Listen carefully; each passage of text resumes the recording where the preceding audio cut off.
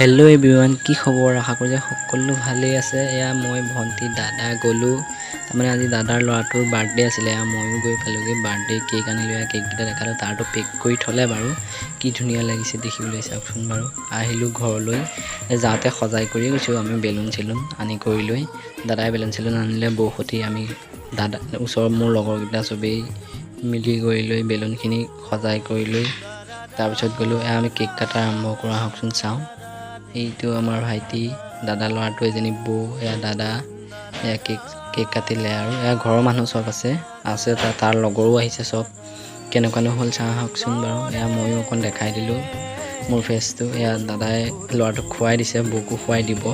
খুৱাই কৰিলে আকৌ আমাৰ এইকো খুৱাই দিলে। মইহে নাখালোঁ, মই নিজে খাব লগা হ'ল। মানে মই নিজে খালোঁ, বেয়া নাপাব আকৌ মই এনেকৈ খোৱাৰ কাৰণে দেই। কমেণ্ট চমেণ্ট কৰিব বাৰু।